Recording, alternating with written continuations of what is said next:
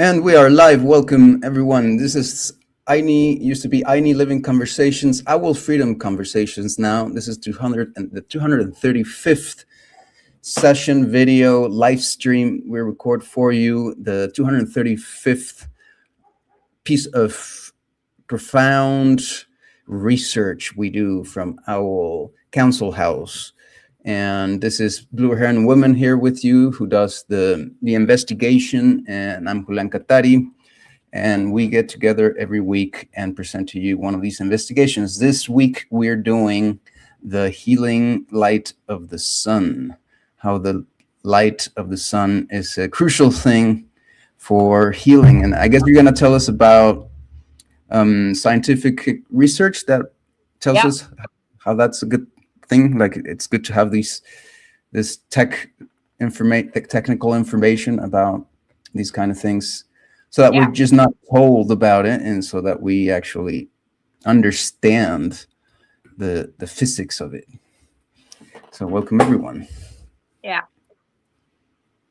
So a single photon of ultraviolet light. One particle left the surface of the sun about 8 minutes and 20 seconds ago. It crossed 93 million miles of empty space at 186,000 millimeters per second, and is about to be absorbed by a molecule sitting in the outer layer of your skin. That photon carries 4.4 electron volts of energy, and it will break one chemical bond. And within 48 hours, that broken bond will become a hormone that controls over 200 of your genes.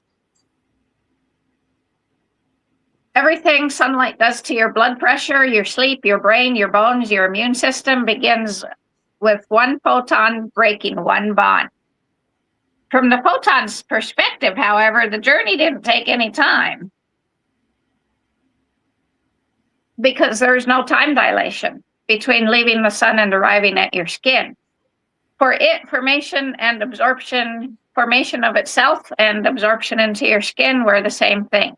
But for the molecule of cholesterol sitting in your epidermis, specifically for the purpose of receiving that photon, its arrival changed everything. So a bond breaks, and a cascade begins that will reach your liver, your kidneys, your bones, your immune cells, and 200 genes before it's finished. Your grandmother knew all this. She just said it differently. Live, go outside, get some fresh air. So most of us spent our childhood playing in the sun. Every mechanism in this script was then running at full capacity for the first few decades of our life, and then work moved indoors. The commute moved into a vehicle, and retirement moved into the living room. So every year we spend more time indoors, the photon deficits in our skin deepen, as well as in our retina and our bones, our retinas and our bones. Okay. So let's talk about the photochemistry. Yeah. So what were you going to say? Important things to keep it in the eyes and the bones and the skin. Nobody would even imagine that. Yeah. We need the photons there. Okay. So step out into the morning, outside in the morning, hold your arm to the sun. Within 10 seconds, ultraviolet B photons penetrate your skin and reach that cholesterol molecule that's in the membrane of your skin cells. This molecule, this cholesterol molecule, has a hexagonal structure of carbon atoms held together by chemical bonds. The photon's 4.4 electron volts is enough to break that bond, and the ring opens. So now the cholesterol molecule is no longer a cholesterol molecule because its shape has changed. It's now a pre-vitamin D molecule. And from here, the body temperature of 37 degrees Celsius slowly rearranges this new molecule. And then the liver adds a molecule, the kidney adds a molecule, and each addition converts the molecule to something else. After your kidneys add their molecule, it then binds to the DNA receptors, or the vitamin D receptors on the DNA. These receptors are transcription factors They control which genes stay silent and which ones get read. So the bonding then activates the transcription of 200 genes affecting calcium absorption in our gut, phosphorus regulation in our kidneys, bone mineralization across our skeleton, immune cell function in our blood, and cell growth regulation in virtually every tissue, all from one photon breaking one molecule in your skin. An endocrinologist who has been studying this pathway estimates that 10 to 15 minutes of midday sun on your arms and face produces about 10,000 to 20,000 units of vitamin D3. A typical supplement produces only about 400 to 1,000. So your skin provides 10 to 50 times what a supplement does, and our skins are pharmaceutical factories. Sunlight is the raw material, and our factory actually has a built-in safety mechanism. Once enough vitamin D3 accumulates, further UV exposure converts the excess into byproducts. So our body can't overdose on the sun, but it can on supplements. The factory self-regulates, the pill bottle doesn't. Now there's a problem for anyone living north of the 35th parallel. That is the line that runs from Memphis to Albuquerque and further around the world. Above that latitude, from November to February, the sun sits low enough in the sky that the UVB photons travel through so much additional atmosphere that nearly all of them are absorbed before reaching your skin. So then your cholesterol molecules sit in your epidermis throughout the winter, waiting for photons that never arrive. And our vitamin D levels then drop steadily from October through March. So by late winter, our stored vitamin D is at its annual minimum. The immune system is at its weakest. Bone density loss is fastest, and flu season peaks during this time. Pigmentation adds another dimension to this. Melanin is the pigment that determines skin color, and it absorbs UVB photons before they reach the cholesterol molecule in the deeper layers. So a person with very dark skin needs 3 to 5 times more sun exposure to produce the same amount of vitamin D. This is an evolutionary calibration. Populations that evolved near the equator, where UVB is intense year-round, develop very high melanin as a protection against DNA damage. Populations that migrated to the higher latitudes, where UVB is weaker, evolved lighter skin to allow the scarce photons to the vitamin D factory. So the physics matches the geography. And when people with high melanin skin, who are very black, live at more northern latitudes, the mismatch creates a huge compound effect. Sunlight does something to your eyes that has nothing to do with seeing. Buried in your retina are specialized cells that we've never heard of. They were discovered in 2002 and were labeled retinal ganglion cells. They contain a pigment called melanopsin that is tuned to blue light at wavelength of 480 nanometers, and they do not contribute to your visual experience at all. They simply send signals directly to our circadian clock that governs our biological schedule.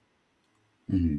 Our biological schedule is when cortisol rises in the morning to wake us, when our body temperature peaks in the late afternoon to optimize body performance, when digestion is activated with daytime eating, and when melatonin rises at night to initiate sleep, and so on. Every physiological rhythm in your body takes its timing from the cluster of cells that is our circadian clock. It's called the suprachiasmatic nucleus, something like that. Mm-hmm.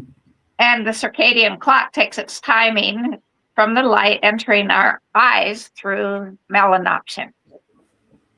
Without the daily morning light signal, your circadian clock drifts. It starts running at 24.2 hours instead of 24. And we might think that 0.2 of an hour is trivial, yet over a week it will shift our entire sleep-wake cycle by an hour and a half. And so then over a month, you end up sleeping at completely different times than your environment environment demands. Mm-hmm. So the morning light signal resets the clock to exactly 24 hours, synchronizing our internal rhythms to the actual rotation of Mother Earth. Yeah. And there is not one supplement that can do this. Mm-hmm. So the same melanopsin cells connect to another structure in our brain, the place where serotonin is manufactured. In 2002, a scientist studied blood from the jugular vein that drains blood from the brain. The jugular vein that drains the blood from the brain. Mm-hmm. Right. To directly measure serotonin turnover in relation to the amount of light the person had been exposed to. More light means more serotonin synthesis, which means more photons entering the retina, which causes more serotonin to be produced in the brain. Serotonin is not just a mood molecule, it's also the biochemical precursor to melatonin, the sleep hormone. So the data showed that serotonin turnover between a bright sunny day and an overcast cloudy day, indoor day was substantially different. Our pineal gland converts serotonin into melatonin after dark. So higher daytime serotonin gives us more sleep hormone, which means there's more raw material available for nighttime melatonin synthesis. So this light mood sleep axis is a single continuous biochemical pipeline. Mm-hmm. There is a third mechanism that operates through our eyes and explains something about blood pressure that most physicians have not been taught. A dermatologist discovered that sunlight lowers blood pressure through a pathway independent of vitamin D. Our skin stores nitric oxide in reservoirs that are waiting for ultraviolet A signal, which is a radiation longer than the UVB. It carries less energy per photon, so it can go deeper in the skin. And when the UVA hits the nitric oxide in reservoirs, the energy breaks the chemical bonds, holding the nitric oxide in storage, and now it can be released into our bloodstream. And then our arteries dilate and our blood pressure drops. Mm-hmm. And this operates at a mechanism that, once again, no pill targets. Wow. The infrared story, the half of the sunlight that passes through our skin entirely and reaches the mitochondria, has never been told. Mm-hmm. There is an enzyme in our mitochondria, which are the mitochondria they give us our energy. Without them, we'd be dead. And they come exclusively through the female. Mm-hmm. So there's an enzyme in the mitochondria that absorbs the infrared and near infrared light, and that runs faster when light hits it. So that speeds up everything and gives us more energy. So the skin that we think is a barrier is actually a solar interface that reads spectrum and responds to photochemistry. Roughly half the energy in the sunlight arrives as near infrared radiation. It's invisible to the eye and carries less energy per photon than UVB, and it penetrates far deeper into the tissue. The physics of perception of penetration depth is governed by the optical properties of biological tissue, which means how strongly the tissue absorbs and scatters light at each wavelength. UVB light is absorbed almost entirely within the first millimeter of our skin. Hemoglobin, melanin, and water are there, and they all absorb strongly in the UVB range, which is why the UVB just doesn't reach the deeper structures. Mm-hmm. So near infrared enters what physicists call the optical window of biological tissue, which is a range of wavelengths where absorption by water, hemoglobin, and melanin is at a minimum.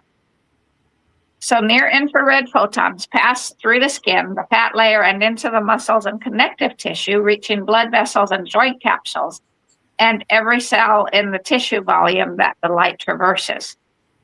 Inside each of these cells, the photons then reach the mitochondria, where they reach a specific molecular target, which is cytochrome C oxidase. No.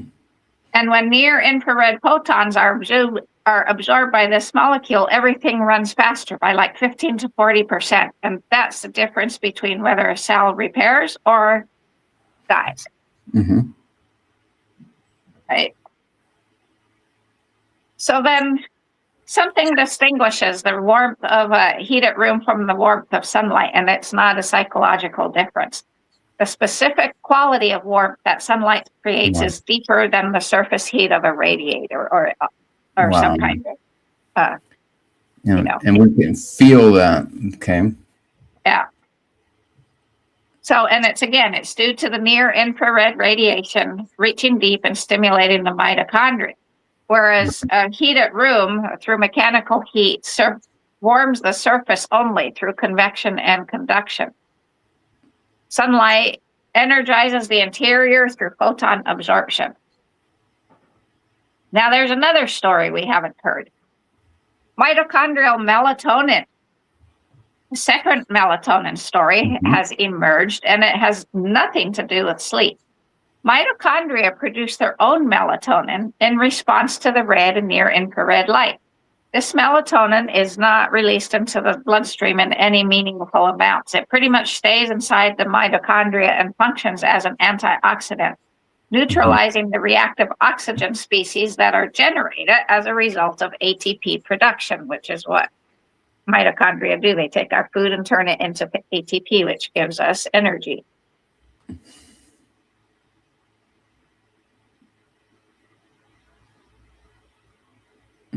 So mitochondrial DNA has minimal repair mechanisms, and mitochondrial DNA is what comes exclusively through the mother.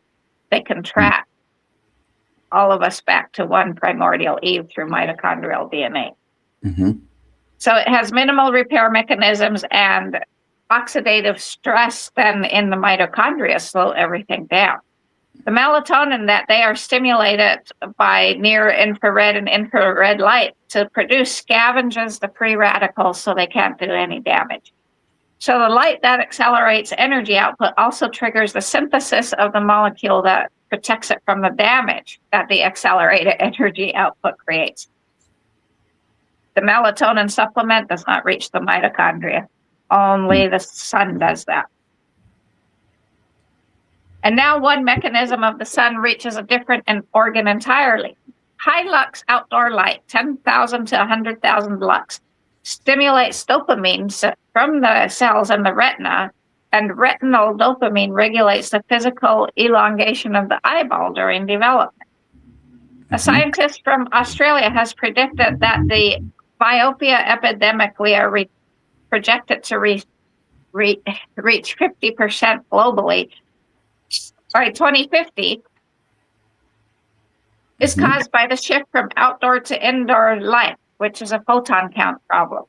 The retina needs high lux light to release enough dopamine to regulate eye growth, and indoor light just simply can't deliver it. Wow. So the UVA-driven pathway of nitric oxide has a direct effect on blood sugar that operates independently of insulin.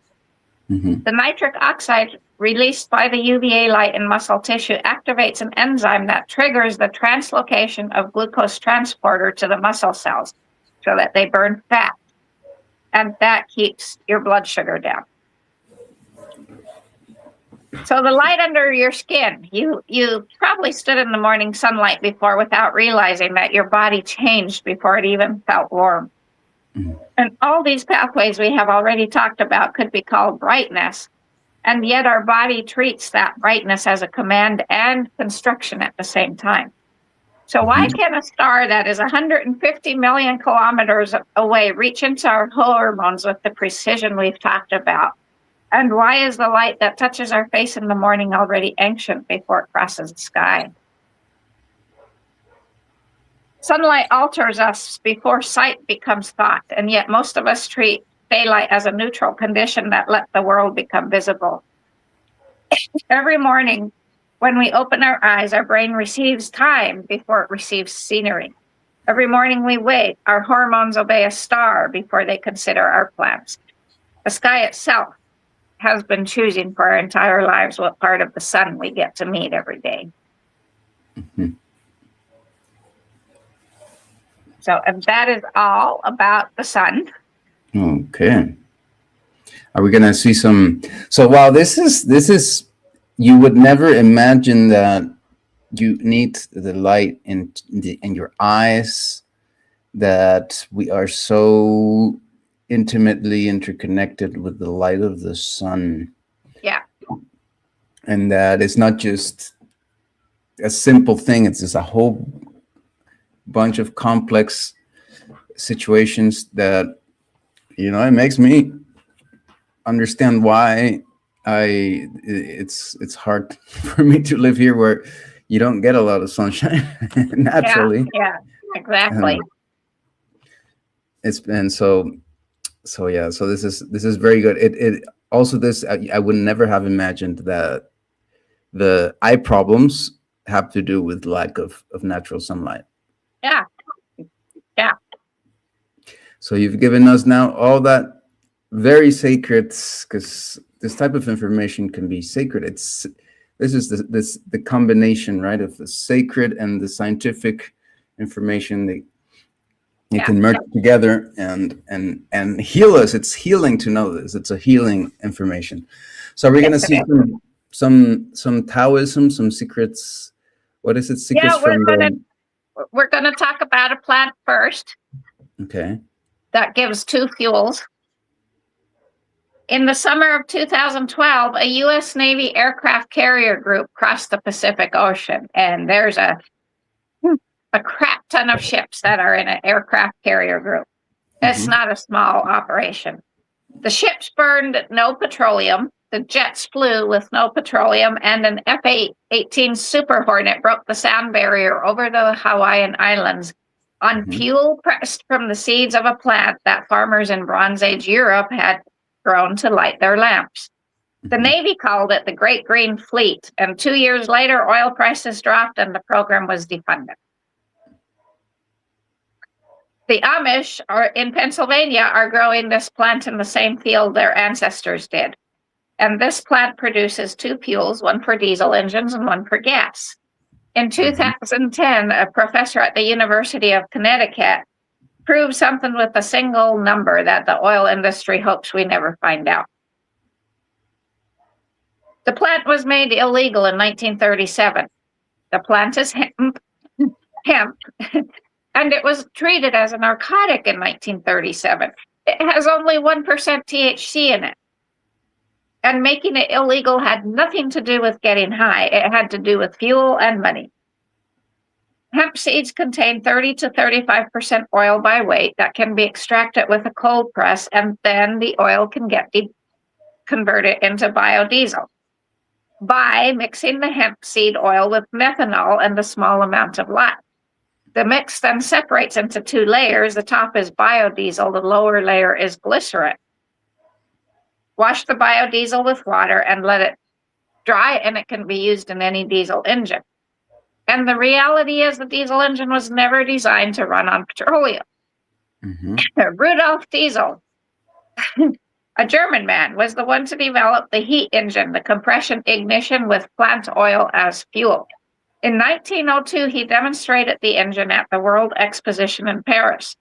The French government asked him to run the engine on peanut oil, and he did, and it ran quietly and smoothly and cleanly.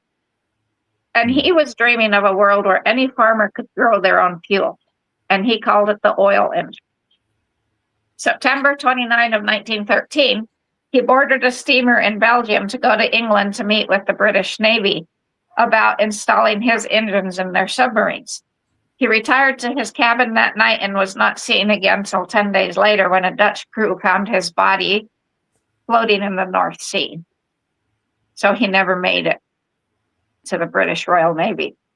After he was gone, nobody pushed to keep plant oil as a standard fuel. Sorry. The petroleum companies then simply stepped in and adjusted the fuel systems in his engine to make petroleum-based diesel the default. Within a decade of his death, then every engine in the world was burning petroleum diesel with an engine that was actually designed to free farmers, and instead it gave the machine became the machine that chained them to an oil company. Mhm. Okay, gasoline engines, lawnmowers, chainsaws, cars, right? Henry Ford was telling us a century ago that after you harvest hemp seeds for oil, you have the entire woody fiber plant material that is rich in cellulose still to work with. The cellulose gets broken down into simple sugars to be fermented to produce ethanol. Mhm. Every gallon of gas in America contains up to 10% ethanol in it, now comes from corn. But Okay. we have ethanol from hemp and diesel from hemp. One plant, two fuels, two types of engines, zero waste. In 1908, Henry Ford's Model T was designed to run on gas or straight ethanol or a combination of the two. He told New York Times in 1925 that the fuel of the future was going to come from fruit, from weeds, from sawdust, from almost anything. He said there's enough fuel, there is fuel in every bit of vegetable matter that can be fermented, and enough alcohol in 1 year's yield of an acre of potatoes to drive the machinery necessary to cultivate the fields for 100 years. Okay. Think about that. And we're raping Mother Earth for petroleum. Yeah, that's crazy. Yeah, by the 1930s, Ford was hosting conferences about a movement he called Farm Chem. Farmers, which was about letting farmers grow the raw materials for the industry instead of importing everything from petroleum. Ford put all his money behind the movement. And in 1941, he unveiled a prototype car with its body panels made from a combination of hemp, soy, wheat, straw, and flax, all bound together with resin. He demonstrated the strength of these car panels on camera by swinging an axe into the trunk lid. The axe bounced off, and the panel didn't dent or break. The vehicle was designed to run on hemp ethanol, and he brought George Washington Carver, who did all things peanut, right, into help with the development. He envisioned a vehicle that could be grown from the soil and powered by the soil. And he was 77 years old, swinging an axe at a car he believed would change the world. But it was too late, because in 1937, the Marijuana Tax Act was signed into law. The word marijuana is Mexican slang, right? Mhm. And the first commissioner of the Federal Bureau of Narcotics used it because Americans had not ever heard the word. If he called it cannabis, every doctor would have recognized it. If he called it hemp, every farmer would have. By calling it marijuana, he severed the connection between a useful crop and the law designed to kill that crop. Mhm. Before taking the narcotics job, he stated he did not think cannabis use caused violence. However, Prohibition had ended in 1933, and the Department of Prohibition that he was running was about to disappear. So he needed a new enemy, and cannabis and hemp became that enemy. Now, a man who owned the newspaper chains, Timberland and paper mills across the country, joined him in this new enemy making because hemp produced paper far cheaper and faster than wood pulp could. The next people to enter this were the DuPont family, who had just patented nylon and a new chemical process for making paper from wood. Hemp fiber competed with the nylon. Then Andrew Mellon, and we're stating his name because there's Mellon Carnegie University in Pittsburgh, so he helped create a university. He was the Secretary of the Treasury at the time, and he had just invested heavily in DuPont. And he was also the father of the narcotics guy, the narcotics prohibition man. And he had personally appointed his son-in-law to the position as the narcotic guy.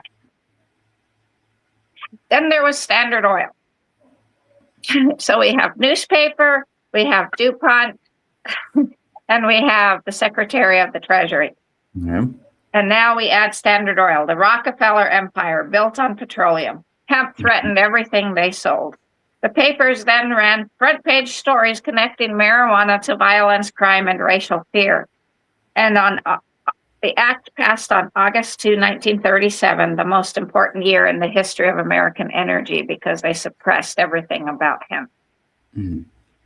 There was a fuel at that time called Agrol that was selling at 2,000 service stations across the Midwest. It was a hemp ethanol gasoline blend made in Kansas, backed by Henry Ford's farm chem movement. It was selling great, and so the oil industry had to step in, and by 1939, the Agrol plant closed its stores and 2,000 stations vanished. An entire fuel infrastructure built by farmers for farmers erased in 3 years with the Marijuana Tax Act to kill hemp growing. In 2018, a farm bill made hemp legal to grow again, and the professor at the University of Connecticut's number is 97%. 97% of hemp converts to biodiesel, and it has superior cold weather performance over petroleum diesel. And unfortunately, hemp is still tightly controlled by the university extension agents. Mhm. Even though it's legal, it's still very tightly controlled. Mm. So So it is because of hemp that it lubricated all this prohibition on a plant. because of everything that hemp can do. Yeah. Yeah, I kind of knew that, and then there was this other part of the story that they made a documentary about, where it was also because of something to do with the black people using it, and it being weaponized as a way to make them go into jail or something like that. Something like that, yeah. Okay. So wow, yeah, that's always a story that we need to know about. And, Yeah, for sure. and it's I mean, important to destigmatize the plant. Yeah, for Add sure. anything if we want to find freedom. We cannot do that with stigmas. Exactly. Mhm. So we're going to talk a little bit about reality and the quantum state vectors again, how reality is formed, because I got a little bit more on this before we go into the Taoist art of the bedchamber, because these two will tie directly together tonight. So Okay. our cold hard reality that we see beyond our eyes begins as informational density flowing through an infinite field. That Mhm. informational density appears as spinning arrows across an ocean of light. These arrows are called QSVs. We talked about this last week, or quantum state vectors, right? They're oriented by informational density, and they can be visualized as directional arrows of light, projected light, and information. Each arrow contains direction, phase, angular frequency, and probability together. That's the 4, right? The I Ching talks about the 4. The Mayan calendar talks about the 4 pillars, the ancestors. We've talked about the code of 4. We have that right here. Okay. Code of 4, the quantum law, right? Each Okay. arrow carries direction, phase, angular frequency, and probability. Their interference patterns form the information density across the field. And as density approaches the boundary or the framing by the masculine, by the yang energy, Mm-hmm. where that is, the geometry collapses inward. As the density, that informational density approaches the boundary, the geometry collapses inward and causes a black hole to form directly from that coherent light energy. Okay. Black holes then emit entangled particle pairs as radiation. One particle falls inward while its mirrored twin remains on the event horizon.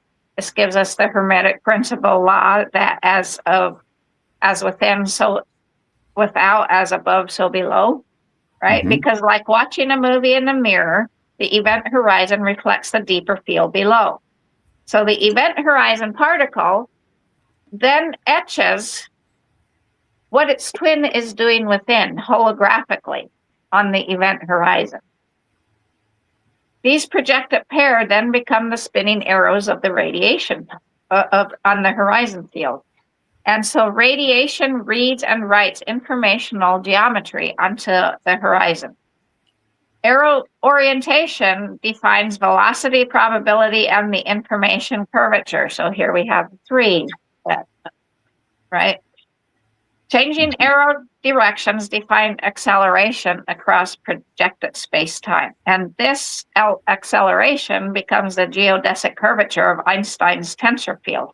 Okay. Gravity becomes evolving informational curvature across projected space-time, and constructive interference stabilizes standing waves into particles. And those stabilized projections of the spinning arrow geometry cause our orbitals, electrons orbiting the nucleus, right? Mm-hmm. And the orbitals become holographic probability structures projected from the interference. That's a lot. So there's 3 phase standing directions that stabilize the geometry. Lao Tzu said, from the Tao arises the 2, and from that the 3, and out of that 10,000 things. So there's these 3 phase standing directions that stabilize the geometry. And quantum mechanics describes the standing wave behavior within projection. General relativity describes the geodesic curvature of the same field. Geodesic means the shortest distance between 2 points. Okay. Histories emerge then from projected geodesics across the horizon, and microtubules inside our neurons behave like biological readers of the geometry.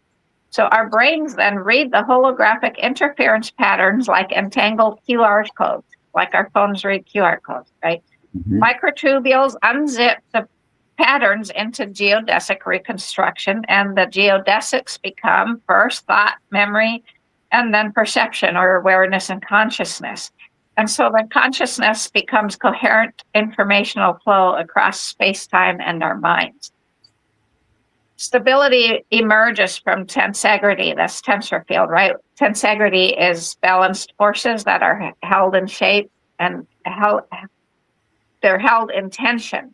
Balanced forces, so the yin and yang, held in tension, shape everything. And that's where we're going to go into the Taoist arts of the bedchamber and talk about the yin and the yang tonight. Okay, that's amazing. Well, Alice, some language there at a point. Yeah. You did great with that. I tried to simplify it but it's, it's quantum mechanics and it's, woo. Yeah. So the role of the phoenix and the dragon, the gender cosmology. High in the misted peaks of Taoist scroll painting, one often finds a vivid swirling image. A dragon and a phoenix circling each other. Their bodies coil and unfurl in elegant harmony. The dragon riding the wind in powerful arcs, the phoenix gliding with radiant feathers outspread. Between them, lightning dances, clouds part, and the gold sun or pearl hovers in suspension.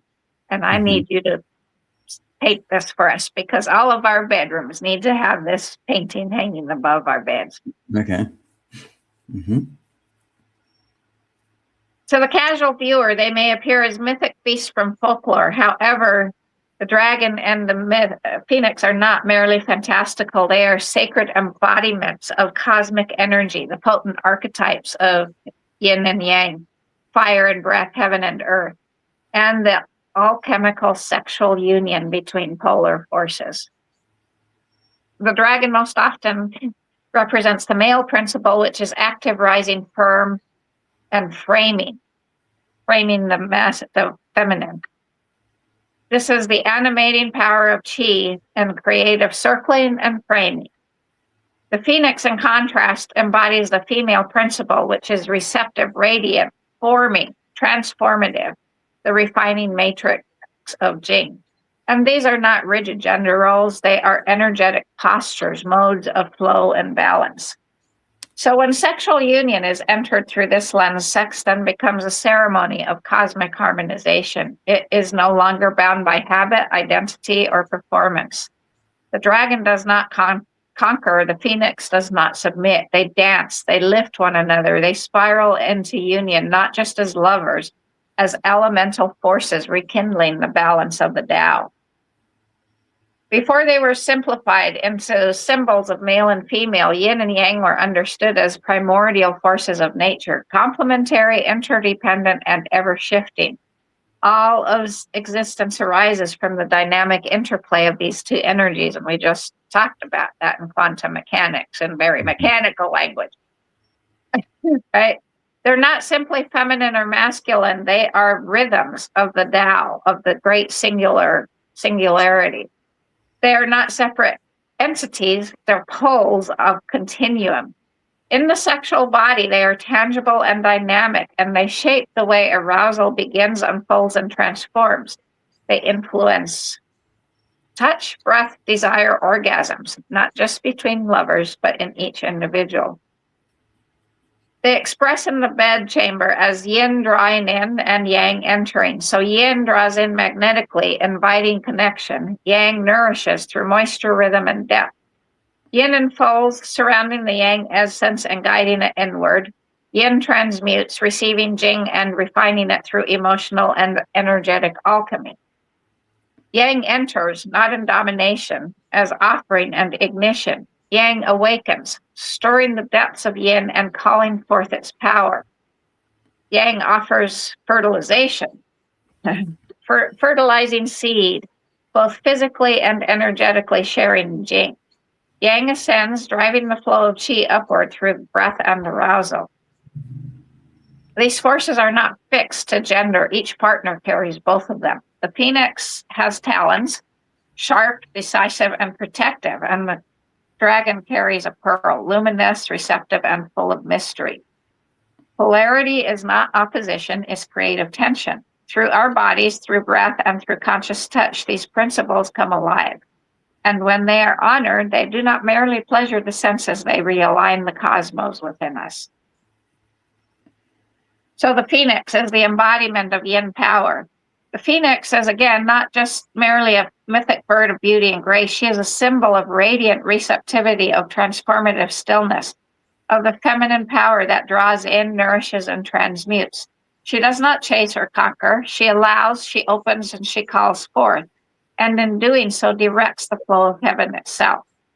In the bedchamber, the phoenix is not a submissive figure. She is the master of rhythm, breath, and magnetic pull. Her strength lies in knowing when to open, when to absorb, when to rise, and how to invite the dragon in with presence. To embody the phoenix is to embody the power of yin in softness that receives without collapse, in receptivity that listens and folds and magnifies, in magnetic pull that draws energy to the center, and in an inner spaciousness that allows spirit to enter and transform. Yin is not passive. It is potent and it shapes the movement of yang. And the gate of jade opens only when the phoenix spreads her wings. So the art of warming the stove then in the feminine is the woman is not just physical foreplay, it's gradual energetic awakening that allows the yin field to moisten, soften, and spiral. The techniques would be breast massage, vaginal suction, pelvic breathing, vocalization, because the phoenix does not remain silent. So moaning, humming, or sighing with awareness can activate our body's resonance field. Sound is breath made visible. And then there's scent and essence. The natural sense of the female body, when uninhibited and unperfumed, carries hormonal, emotional, and spiritual information. To embrace one's aroma is to reclaim the sacred ecology of yin. And then lastly, erotic stillness, remaining utterly present. These practices are not for performance, they're for cultivation, tools to help the yin body open its gates without depletion, to receive without entanglement, and to spiral energy inward and upward rather than dispersing it outward through reactive stimulation. So the dragon, the embodiment of yang, which is framing and activation. Again, the dragon is not just a creature of myth. It's a living archetype of yang energy in its most refined form. Mm-hmm. The dragon moves, it penetrates, it stirs the wind and calls the heavens to respond. In the bed chamber, the dragon is the principle of activation, the energy that initiates, warms, and rises. Unlike the modern caricature of male sexual energy that is fast, forceful, and fleeting, the true dragon does not burn and vanish. He spirals upward and returns, conserving his fire and guiding it toward transformation. In classical texts, yang is described as heat, motion, intensity, and direction. And the dragon embodies these with a deeper current of restraint, refinement, and responsibility. He does not conquer. He circulates. He does not spend. He fertilizes. And then he draws the essence back to source. The dragon's tail, the illustration from the Chinese, the Taoist says the dragon's tail must return before the fire leaves the mountain. Meaning, if the dragon does not withdraw, the fire can burn the fields and is lost. Mm. So to embody the dragon is to cultivate motion with awareness, heat that ascends, not explodes, generativity, which is the ability to transmit energy or fertilize without depletion, direction and intent, knowing where the energy is going and why, and intensity, which is the coiled spring rather than the flaring spark. And this path is one of discipline, breath, and inner listening. It's not about denial of pleasure or desire. It's about listening and redirecting. Mm-hmm. The dragon does not act alone. His power is awakened and refined through contact with the phoenix, through the absorption of yin essence and not just physical stimulation.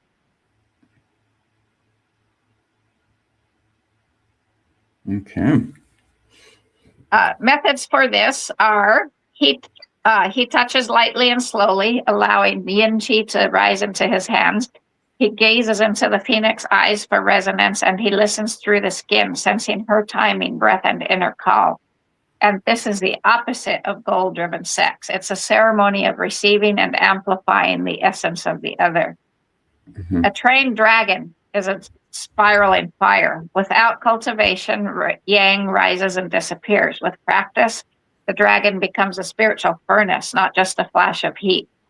Mm-hmm. He initiates rhythm, and he does not dominate. He penetrates, and he does not conquer. He becomes the stabilizer of the phoenix's flight.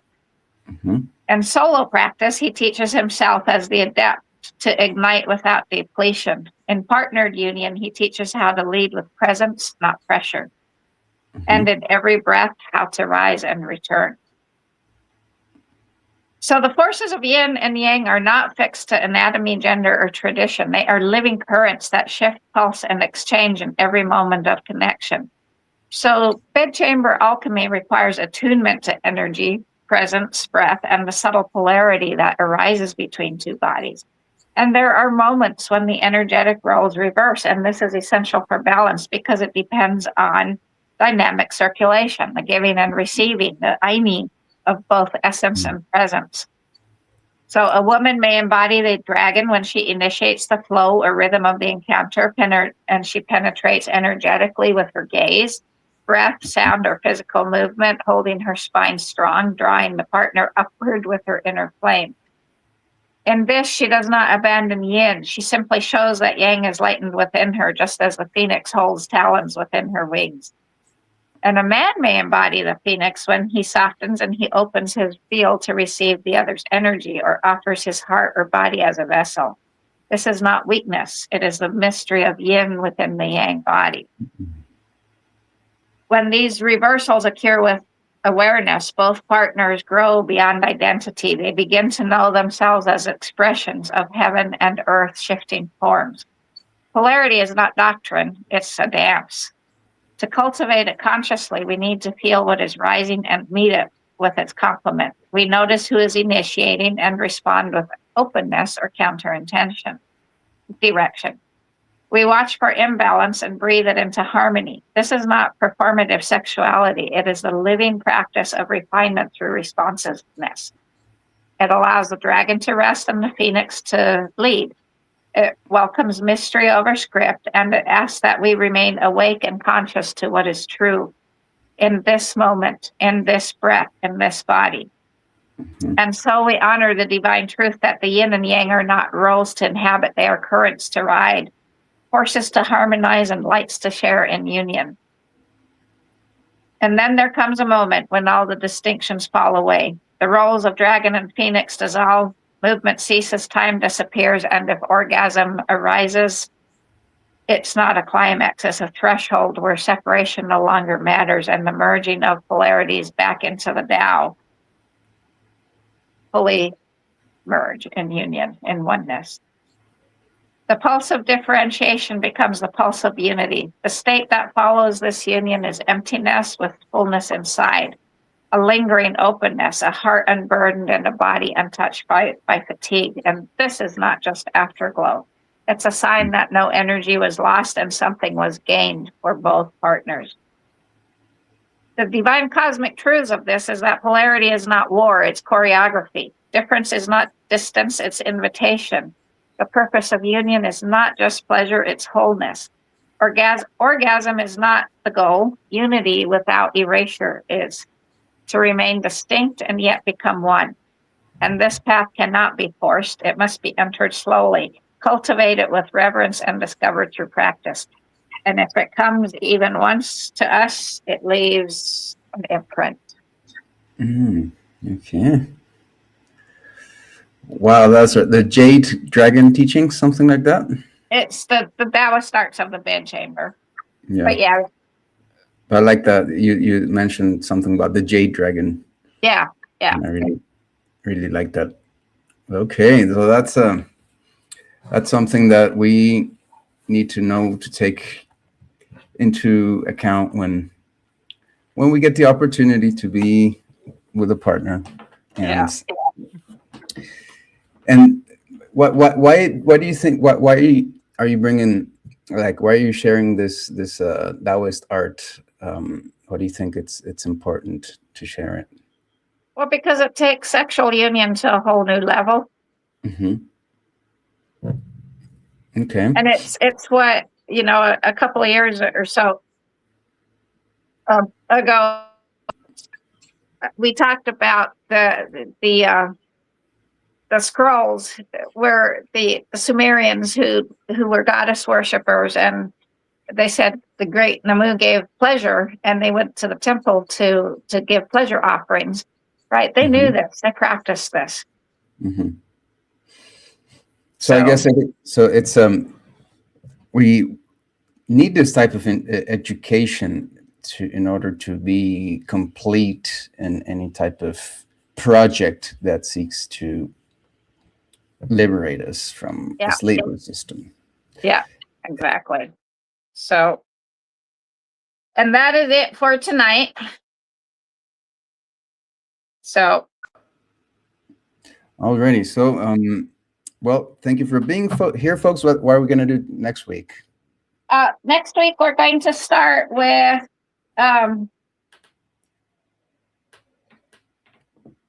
why we feel better by being under a tree. Okay. Talking to a tree, that's beautiful. Being with the tree, the science of being under the tree. Amazing. So that's going to be at the same time, 8:45 Central Standard Time in the US. You're invited for next week, and you're invited to join alohainidaoliving.com if you wish to be part of this project of human freedom. Thank you for being here, folks, and we'll see you next time. Yeah. And I